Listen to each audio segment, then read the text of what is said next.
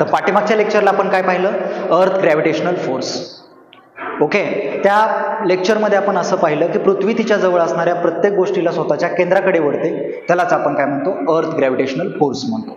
त्यानंतर दुसऱ्या लेक्चरला आपण असं पाहिलं की ज्या वेळेस एखाद्या वस्तूला अर्थ ग्रॅव्हिटेशनल फोर्स लागतो त्यावेळेस त्या वस्तूची वेलॉसिटी चेंज होते किंवा तिची डायरेक्शन चेंज होते, यालाच आपण काय म्हणतो, अर्थ ग्रॅव्हिटेशनल ॲक्सेलरेशन.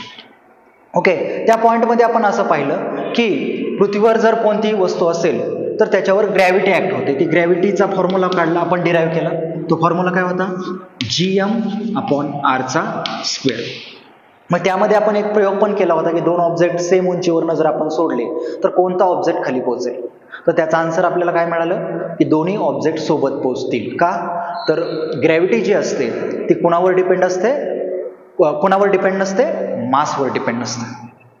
ग्रॅव्हिटी ही डिपेंड असते तेवढी जो मोठा ऑब्जेक्ट आहे त्याचं मास आणि त्या ऑब्जेक्टपासून सेंटरपासून असणारं डिस्टन्स, या दोन गोष्टींवर ग्रॅव्हिटी डिपेंड असते. ओके, आता आपण काय करणार आहे, पुढचा एक पॉईंट पाहणार आहे की अर्थ सरफेसवर ग्रॅव्हिटी असते किती, ग्रॅव्हिटी ऑन अर्थ सरफेस. तर ग्रॅव्हिटी अर्थ सरफेसवर किती असते,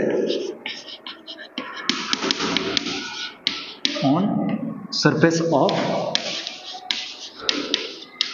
अर्थ. ओके, हे पाहणार. त्यासाठी आपण काय केलं, ग्रॅव्हिटीचा फॉर्म्युला वापरला, G=gm/r². तर G किती असतो, G असतो 6.67 × 10⁻⁻11 न्यूटन मीटर पर kg². मास किती असतं अर्थचं, 6 × 10⁻24 एवढं काय असतं, अर्थचं मास असतं. हे जर व्हॅल्यू आपण पुट केले आणि सेंटरपासून ते सरफेसपर्यंत अर्थचं डिस्टन्स किती असतं, तर ते आपण काय मानू, किंवा ते किती असतं, 6400. या 6400लाच आपण मीटरमध्ये केलं तर 6.4 × 10⁻6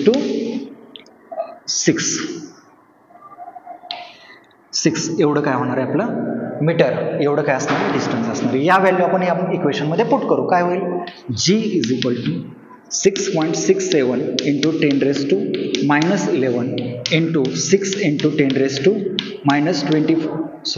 10⁻24 डिवायडेड बाय 6.4 × 10⁻6 ब्रॅकेटचा स्क्वेअर.